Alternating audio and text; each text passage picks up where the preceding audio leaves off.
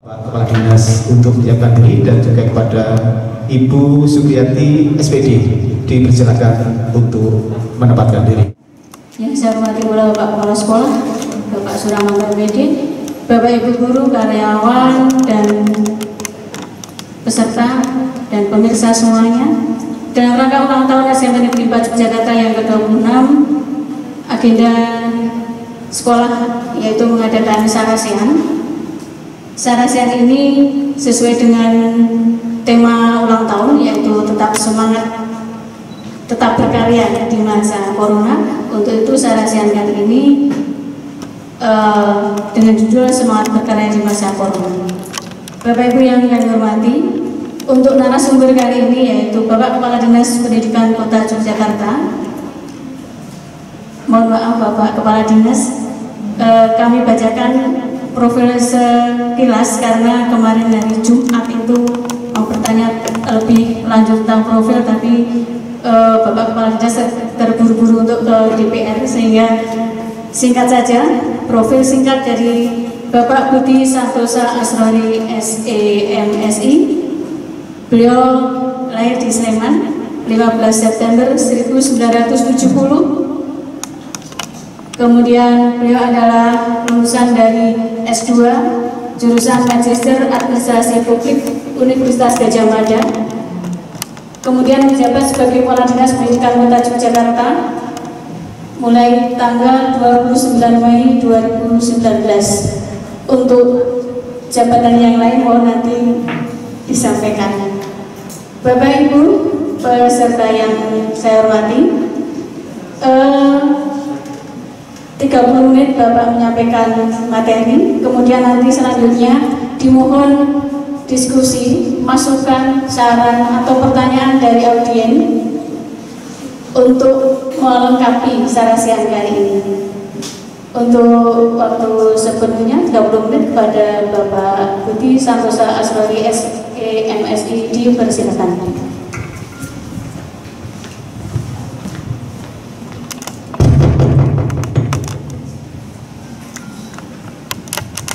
Assalamualaikum warahmatullahi wabarakatuh. Selamat pagi, salam sejahtera untuk kita semua. Yang saya hormati Bapak Kepala Sekolah, Bapak Pengawas Pembina Pak Nur Hidayat, Pak Sudarman, Ketua Komite SMP Negeri 4, Bapak Ibu guru, karyawan, anak-anakku siswa SMP Negeri 4 yang berbahagia. Ini melalui YouTube ya. Wah, YouTube. Alhamdulillahirrahmanirrahim, puji syukur kita pada kehadirat Allah Tuhan yang Maha Kuasa yang sudah memberikan rahmat hidayah kepada kita semua, sehingga pada hari ini Bapak Ibu keluarga besar SMP 4 Yogyakarta memperingati hari lahirnya SMP 4 yang ke-26. Berarti ini persis sama dengan SMP 15. Kan kalau SMP 15 dulu pindah dari sekolah teknik ya, ST ini dari SKK, sekolah kesejahteraan keluarga pertama, ya sekolah kejuruan tingkat SMP. Ya, kalau di SMK dulu ada SKKA. Kalau SMP 15 berarti sekolah teknik STM-nya SMP, gitu. Nah ini Bapak Ibu yang saya hormati, ini merupakan suatu hal yang ya ulang tahun ini untuk alat introspeksi diri kita semuanya, bagaimana perjalanan usia 26 tahun bagi SMP 4 sebagai sekolah menengah pertama, perannya dalam sharing terhadap kemajuan pendidikan yang ada di Kota Yogyakarta. Saya itu punya materi tapi kita nggak nyambung dengan yang disampaikan kalian jenengan tadi. Kalau di sini itu bagaimana tetap bersemangat, tetap berkarya di tengah pandemi. Ini lain, saya punya materi tapi tentang pendidikan cara pendidikan dasar, bagaimana tujuan kita nanti malah nggak nyambung dari saya sampaikan. Bapak Ibu yang saya hormati, ya memang situasi kondisi sekarang ini kita agak terbatas dalam mengembangkan kualitas pendidikan. ya, situasi pembelajaran yang tidak bisa dilaksanakan secara normal seperti dulu. Ya, ini kalau kita mau memberlakukan pembelajaran secara terbatas tatap muka juga riskan juga, karena perkembangan pandemi COVID-19 di daerah istimewa Yogyakarta ini sangat labil sekali, belum bisa dikatakan berkurang. Ya kan, saya itu juga nggak tahu, kadang-kadang juga di DIY aja, nggak usah di nasional. Ya, DIY itu kemarin hari Sabtu itu 72, kemudian saat kemarin 19. Naik turunnya itu fluktuatif sekali ya, pernah 69, kemudian tiba-tiba turun menjadi 22, 23. Saya itu dibanting. Ya apa? Ya ini apakah tesnya berubah gitu ya? Tracingnya, ya tracing itu merunut yang kena itu mungkin bisa intens, bisa enggak, atau tergantung bagaimana, karena kadang-kadang tinggi, kadang-kadang rendah. Yang jelas kita masih termasuk tinggi. Apalagi ini kalau di sini itu kelurahannya berbeda dengan dinas kita tadi ya. Sini itu kelurahan nggak usah serang ya Pak ya. Kalau dinas pendidikan itu dinas kantor dinas kelurahannya Tegal Panggung. Nah, itu beda. Nah sini itu kemarin informasi terakhir zona merah. Katanya seperti itu. Ya sama saja sini sama dinas juga ada bedanya, cuma batas jalan saja ya. Nah ini yang kita semua harus waspada ya. Tetap berhati-hati ya, kehati-hatian kita membatasi diri kita semua. Mungkin di antara Bapak Ibu di sini mungkin ya ada yang sangat takut terhadap COVID, ada yang biasa-biasa berhati-hati, ada yang sama sekali tidak takut. Dimanapun itu ada, orang masih rapat percaya. Karena tadi kita bilang, ya ini, tapi ya kita semua jangan nyepelek, jangan orang Jawa itu jangan sombongan lah gitu ya. Jangan remehnya terus terungkap dalam kata-kata, karena kata-kata itu nanti bisa menjadi doa dikabulkan benar-benar ya, nantang-nantang corona ya, jangan tenang-tenang, malah repot. Nyatanya juga sudah ada yang banyak yang meninggal kan gitu ya. Sehingga ini tadi keterbatasan kita itu fakta di lapangan. Kalau mau mengakui ya pembelajaran tatap muka dengan pembelajaran jarak jauh ini ya tetap lebih efektif pembelajaran tatap muka. Ya, ini nggak bisa pembelajaran jarak jauh terus efektif juga enggak. Ada banyak problem. Sudah saya sampaikan beberapa waktu lalu di sini. Yang update yang terbaru sekarang ini, Bapak Ibu, nanti ini yang kita diskusi ya. Mau real aja, saya matur yang real aja. Bapak Ibu kan kemarin kita data tanggal 22-24 September. Ini kan Menteri Pendidikan meluncurkan Kementerian kuota yang pertama kali ya.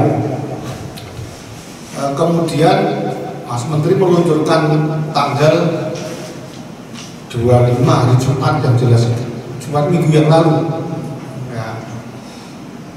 Bagi yang belum terima dirinya lapor ke sekolah, kuota data dan kemudian dulu, termasuk Bapak Ibu guru dan siswa-siswanya.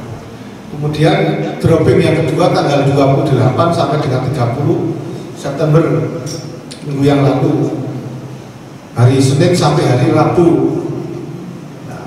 Bapak Ibu mau data itu juga sulit, anak-anak yang sudah tidak ke sekolah kan, mau nanya satu persatu juga perlu waktu gitu ya. Tolong Bapak Ibu ini sudah menerima apa belum disampaikan. Ya. Kemudian belum ada masalah-masalah yang apa nih. Kemudian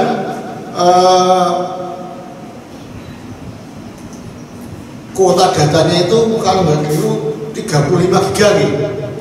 Kita tahu ya sudah terima pinter. 35 Pinter berapa Pak? 35 ya. 35 itu 30 dibatasi aplikasinya untuk pembelajaran, yang 5 bebas gitu. Ya, gitu. 30 untuk aplikasi pembelajaran itu sudah dibatasi apa saja yang boleh ya Pak ya. Pak Bro ya ngerti belum ya. Saya juga belum pernah disosialisasikan, sama saja. YouTube nggak bisa ya Pak ya. YouTube nggak bisa ya. Ya yang 30 YouTube nggak bisa ya. Ya. Ini problem Pak kayak gitu, itu dibatasi aplikasinya. Saya tidak berpikir terlalu jauh, tapi yang jelas yang 30 itu ada pembatasan. Zoom bisa ya Pak ya? Jadi infonya dari anak Pak? Iya, Zoom bisa nggak kira-kira ya? Bisa ya, Zoom bisa. Kemudian yang 5 itu bebas, 5 giga itu. Tapi 5 giga itu kalau digunakan cepat habis juga sama saja. Terus saya ini matur kita itu juga kalau seperti ini banyak sekali sekarang itu model aplikasi pembelajaran ya kan. Salah satu gue SMP 4 ini saya tidak konteks negatif positifnya berhasil apa tidaknya Pak, kan juga Bapak Unison gratis itu Pak. Untuk kerjasama Pemkot kita tidak ditarik apapun biayanya, anak-anak juga tidak ditarik, sekolah juga enggak, dinas pendidikan Pemkotnya juga tidak, saja. Memang itu diuji cobakan. Ya mungkin masih banyak kelemahan, mau sering gratis kan kelemahan ya, wajar kan gitu ya Pak. Nah, aplikasi yang dikembangkan di SMP 4 ini kalau menggunakan 30 giga itu nggak bisa itu kelihatannya juga. Harus aplikasi yang 5 giga berarti ya 5 giga mungkin loh, saya nggak tahu juga, tapi nggak bisa kelihatannya ini. Ya. Nah, yang lainnya itu lagi dengan yang bayar itu adalah sekolah atau anaknya. Ini kan masalah-masalah sendiri bagaimana aplikasi pembelajaran. Ya, makanya sebetulnya ya, padahal sekarang ini bagaimanapun juga sekolah itu juga tidak punya uang banyak. Pemerintah juga tidak punya uang banyak karena ya cash flow-nya kan terbatas, pendapatan daerah turun, bosdannya Bapak Ibu dikurangi itu kurang lebih ya hampir seperempatnya 25%, kan cukup berpengaruh ya. Nah, kondisi seperti ini Bapak Ibu ya memerlukan kreativitas kita bersama Bapak Ibu mengembangkan model-model pembelajaran yang bisa digunakan oleh anak. Kan? Berbagai model sudah ada ditentukan aplikasinya, platform pembelajarannya sudah ada dari pemerintah pusat melalui kuota 30 giga itu. Ya kalau bisa yang dipakai ya 30 giga itu ya Pak ya, karena itu bisa dimanfaatkan. Bayangkan jangan kalau memakai yang di 33 yang 5 giga, misalnya menggunakan YouTube semuanya dulu di sini, semua mapel itu menggunakan YouTube, niscaya sebulan tidak akan sampai pun sudah habis kuota 5 giga itu. Nah, kalau seperti itu Bapak Ibu menggunakan YouTube terus kan berarti Anda harus beli kuota, ya kan? Maka ya kalau saya ya agar kita lebih pragmatis lah, lebih efisien, ya gunakanlah kuota yang 30 giga itu dimanfaatkan sebaik-baiknya untuk pengembangan pendidikan sesuai dengan platform atau aplikasi pembelajaran yang diperkenankan atau dibolehkan oleh kementerian yang masuk kategori 30 giga itu. Ya. Saat ini juga Bapak Ibu, atau sampai dapat tamu dari operator-operator apa enggak ya, berbagai operator itu juga berlomba-lomba untuk menawarkan kartu ya. Sebelumnya kalau dulu itu berlomba-lomba jual pulsa, sekarang tidak jual pulsa lagi, tetapi kartu perdana gratis Bapak Ibu ya. Itu ketok diharapkan nanti kalau dari kementerian diisi dengan kuotanya, dengan nomornya itu kan berarti operator juga dapat keuntungan mungkin gitu Pak. Nah ini monggo kita selektif Bapak Ibu dalam menerima berbagai informasi karena anggaran kita terbatas. istilahnya semua yang ditawarkan itu jangan dibeli dengan uang sekolah kalau tidak betul-betul efektif dan berkelanjutan dalam jangka panjang. Karena memang di era COVID-19 ini kita ini tidak bisa berpikir dalam term tahunan. Kalau perencanaan 1 tahun kan jangka pendek, 5 tahun jangka menengah, 20 tahun atau 25 tahun jangka panjang. Tapi dalam kondisi seperti ini berpikir 1 tahun ke depan pun itu terlalu panjang ya, karena kondisi yang setiap saat berubah. Kita itu tidak tahu kebijakan umum dalam penanganan COVID 2-3 bulan ke depan itu seperti apa, kita kan tidak tahu. Yang berimbas pada pendidikan ya. Ibaratnya gini, jadikan SMP 4 itu sudah terlanjur di aplikasi gampangnya per anak misalnya 10.000 per tumbas gitu ya, ternyata bulan depan ya kita ya corona sudah nggak ada lagi, nah gitu, tatap muka sudah normal. Nah, berarti yang 10.000 per anak tadi nggak dipakai kan untuk pospro kayak gitu, mubatir. Nah, karena itu kita berhati-hati ya, misalnya kemarin Bapak Ibu tes misalnya kemarin Bapak Ibu sudah terlanjur di aplikasi platform pembelajaran ya per anak berapa gitu. Nah ternyata kuota kementerian itu tidak bisa digunakan untuk aplikasi yang Bapak Ibu beli tadi, otomatis nggak bisa dipakai, kan rugi ya itu berarti. Ini makanya Bapak Ibu, saya itu sudah mengatur beberapa teman kita, kadang-kadang kita itu menembus jurus apa yang akan dikeluarkan oleh pemerintah terhadap kebijakan pendidikan. Ya kalau masih pendidikan dipakai, alhamdulillah, tapi kalau tidak bisa dibayarkan uang yang sudah dibelanjakan tadi menjadi tidak berguna lagi. Ini moga Bapak Ibu kita lebih selektif, tidak perlu ya, kalau saya tidak perlu beli-belikan kayak gitulah. Kebijakannya kita juga nggak tahu ke depan seperti apa. Bapak Ibu boleh saja mengembangkan media pembelajaran sesuai dengan kemampuan Bapak Ibu yang dari SMP 4 ini, optimalkan kreativitas kita semuanya Bapak Ibu. Mau menggunakan Zoom, menggunakan YouTube, ya, monggo. Ya, YouTube yang menggunakan aplikasi yang 5 GB dari kementerian, tapi jangan seluruh guru menggunakan YouTube semua, nggak akan mampu anak-anak. Ya, otak anak-anak nggak akan mampu Bapak Ibu. Kemudian Bapak Ibu, ini juga saya lihat beberapa waktu yang lalu terkait situasi kondisi ini, kita itu pernah menggunakan program namanya Guru Kunjung, ya, konsultasi pembelajaran. Ini dalam rangka untuk mengantisipasi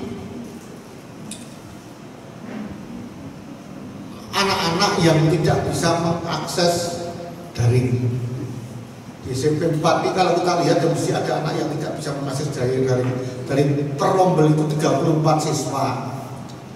Kalau Bapak Ibu daring itu mungkin ya mesti ada anak-anak 4 atau 5 orang yang absen atau nggak hadir, ya nggak hadir, mesti ada. Ini berarti anak itu mengalami permasalahan dalam pembelajaran daring. Ya, 5 anak itu berarti lebih dari 10%. Ya 5-6 anak itu.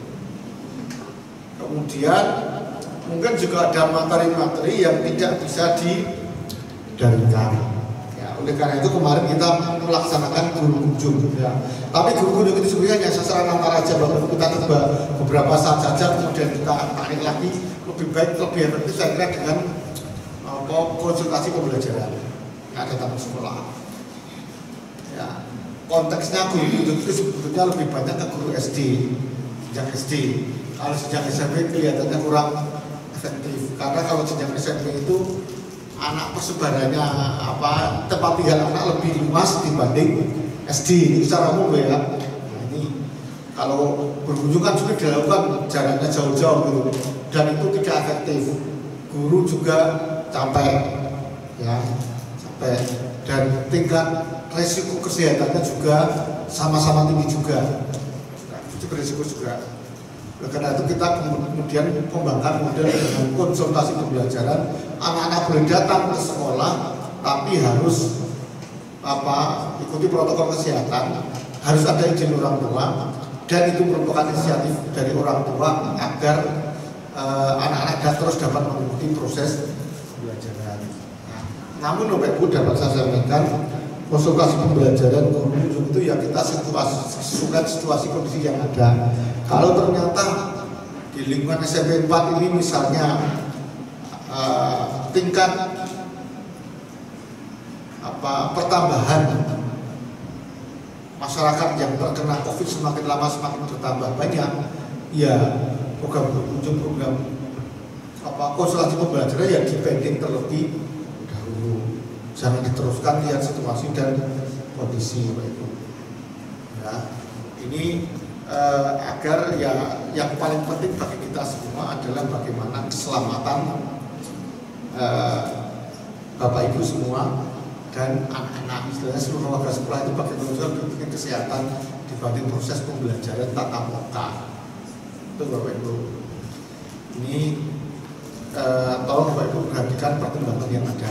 Kemudian kita ini Bapak Ibu tahun 2021 ini tingkat DIY akan melaksanakan evaluasi pembelajaran tingkat DIY atau ujian sekolah akhir sekolah daerah lah gitu ya. Nanti kalau disebut ujian itu jangan-jangan nanti kesannya mulai dihilangkan terus mengadakan ujian sendiri kan gitu. Ya, tapi tingkat DIY, pemerintah DIY sudah berkomitmen untuk melaksanakan evaluasi pembelajaran tingkat akhir untuk jenjang SD, SMP, SMA, SMK se-DIY kabupaten kota, ya, agar bisa digunakan untuk alat evaluasi pembelajaran, evaluasi kinerja pembelajaran dari ibu guru juga anak-anak sekolah dan daerah. Loh kan sudah dihilangkan ujian nasional, diserahkan pada sekolah masing-masing. Fakta yang terjadi ya proses evaluasi pembelajaran kalau tidak distandarkan itu ya sulit. Di samping itu nanti hasil PPDB jenjang SD, hasil UASDA atau evaluasi pembelajaran jenjang SD dan SMP tersebut Bapak Ibu akan digunakan untuk proses seleksi PPDB. Akan digunakan untuk seleksi PPDB baik sejak SMP maupun SMA, SMK. Ya, makanya Bapak Ibu monggo untuk anak-anak kelas 9 kita siapkan ya sedemikian rupa agar anak-anak siap mengikuti ujian. Nanti materinya, soalnya, kisi-kisinya seperti apa nanti lah pikir nanti. Ya, yang jelas katanya kalau di jenjang SMP itu hampir semua biaya di-backup oleh pemerintah DIY, karena pemerintah DIY punya kepentingan terhadap proses ujian SMP kelas 9. Ya, kalau SD nanti dibiayai oleh tingkat kabupaten kota. Ya, kami ya sebenarnya sudah mengusulkan Bapak Ibu untuk materi ujiannya ya jangan gunakan kalau seperti zaman normal seperti biasanya, karena ya jelas pembelajaran dengan PPJ pembelajaran jarak jauh ini tidak akan efektif dan tidak semua target pembelajaran, target kurikulum bisa diselesaikan. Kalau kemarin Pak Hidayat dan teman-teman Bapak Ibu pengawas itu memperkirakan ya maksimal sekitar 70% lah yang bisa disampaikan. Diharapkan nanti ya ujian yang menjadi bahan ujian itu ya sekitar 70-75% itu. Jangan yang memang tidak bisa didaringkan di pelaksanaan pembelajaran jarak jauh tidak diajarkan terus nanti dijadikan materi untuk ujian sekolah daerah. Ini ya Bapak Ibu. Ya. dan ya ada ujian sekolah daerah ini membuat kita tertantang. Bapak Ibu, kita bersama, manusia itu kalau tidak ada tantangan ke depan ya tidak akan maju. Ya. Saya itu kalau yang menguji nanti gurunya sendiri, yang menilai juga gurunya sendiri. Ya nggak apa-apa, kan jadi tidak terstandarkan. Sebetulnya ujian nasional itu adalah menguji apa yang seharusnya diajarkan. Anak-anak, kalau Bapak Ibu guru memberikan soal ulangan harian, soal ujian itu kan menguji apa yang sudah diajarkan oleh Bapak Ibu guru. Ya seharusnya yang sudah diajarkan dengan yang seharusnya diajarkan itu sama, minimal itu. Nilainya juga harus berarti mirip-mirip kalau yang diajarkan sama dengan yang harusnya diajarkan. Ujian sekolah, ujian yang dilakukan oleh Bapak Ibu di sekolah itu kan menguji apa yang sudah diajarkan. Kalau ujian nasional atau ujian sekolah daerah itu menguji apa yang harus diajarkan, yang seharusnya diajarkan.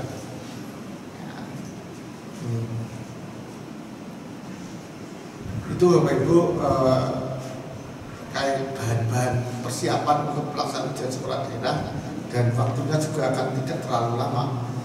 Ini sudah bulan Oktober, misalnya April ya, April tahun 2021 berarti 5 bulan, tapi tinggal 6 bulan lagi, nggak lama ya.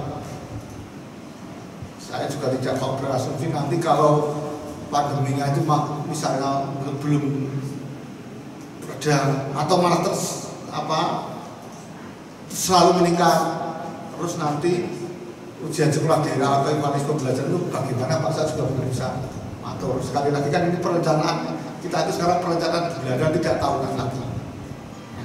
Kemarin Pak Menteri membatalkan ujian sekolah, ujian sekolah atau ujian nasional itu kan tanggal 24 Maret. Ya 24 Maret dibatalkan surat edaran nomor 1 atau nomor 4 gitu ya, 24 Maret. Padahal ujian SMK sudah itu, SMA-nya belum, SMK-nya sudah. Rencananya SMA itu tanggal 17 atau 12 April, SMA itu tanggal 30 Maret ujian nasionalnya. Nggak jadi itu.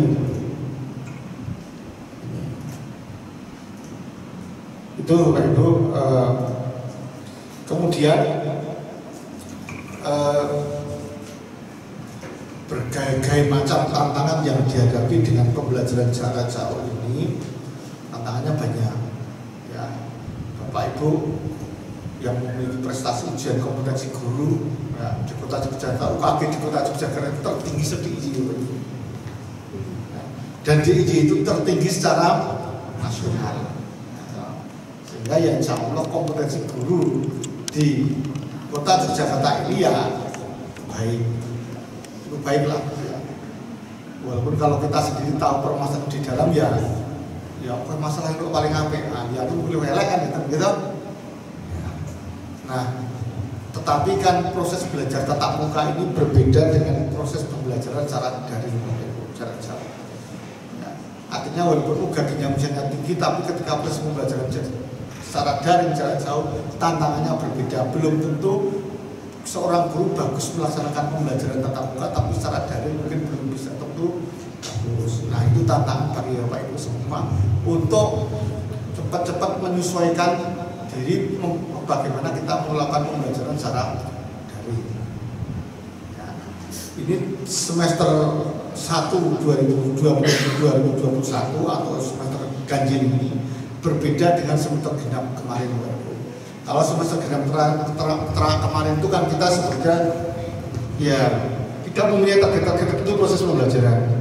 Pak Menteri sudah menyampaikan hal tersebut. Ya, asumsinya kita kemarin Bapak Ibu pada bulan April Mei pas puasa kemarin itu kita berharap ya sesuai dengan prediksi berbagai ahli ya kan, katanya pandemi di Indonesia itu bulan Juli sudah berkurang, ya kan? Tapi fakta di lapangan sampai dengan hari ini tidak berkurang, malah terus nambah. Ya. Sehingga ya kita sekarang ya kalau bisa target pembelajaran itu harus dipenuhi semua. Seberdapat mungkin. Kalau memang terpaksa yang tidak bisa didarikan, ya apa berbuat. Tapi kita berupaya bagaimana agar semua target pembelajaran bisa dioptimalkan pencapaiannya. Kalau Pak Nur mengatakan 70%, ya bisa bagaimana mengatasi yang 30% itu juga tersampaikan kepada anak didik kita. Ya, ini.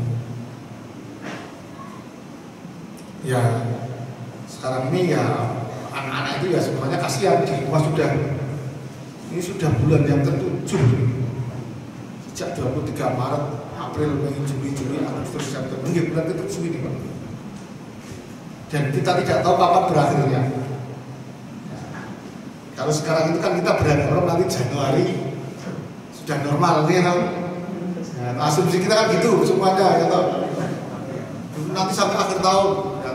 Tapi saya juga nggak tahu, jangan-jangan Januari belum normal, masih PBJ lagi. Nah, itu Bapak Ibu beberapa hal tantangan kita ke depan. Ya. Kemudian juga mohon Pak kepala sekolah dan Bapak Ibu kepala sekolah juga lebih berhati-hati dalam membelanjakan uang dalam arti lebih efektif lah. Kita masih berjalan sekitar ya 2 bulan dan 2,5 bulan lah tahun ini. Saya nggak tahu persediaan uang berapa di tempat SMP 4 ini, tapi mohon hati-hati dalam belanjakan sehingga nanti sampai akhir tahun tetap dapat dana operasional sekolah itu bisa digunakan dengan baik untuk kelancaran proses belajar mengajar. Itu Bapak Ibu yang dapat saya sampaikan secara umum. Ya. Nah, yang jelas bagaimana sekarang peran SMP 4 ini dalam memberikan sharing terhadap kualitas pendidikan di Jogja pada khususnya Kota Jogja dan di DIY pada umumnya. Semua sekolah SMP negeri itu punya peluang untuk maju semua, ya kan? Yang membedakan kadang-kadang masalah inputnya, ya, inputnya yang membeda-bedakan. Ya, dengan proses PPDB dengan zonasi wilayah misalnya, itu kan mesti inputnya Bapak Ibu beraneka ragam, gitu. Mengajar anak yang heterogen ya, dibanding anak yang homogen, lebih sulit mengajar anak yang heterogen. Ya, ibaratnya jenengan mengajar anak kecepatannya jalannya ada yang 30 km/jam, ada yang 40, ada 50, ada yang 80, 90. Jenengan terus ajeng mengajarin di kecepatan pinten kan. Ya toh, kalau kecepatannya 40-30 digunakan, nanti yang kecepatan 80-90 tadi optimalisasi potensinya banyak yang nganggur.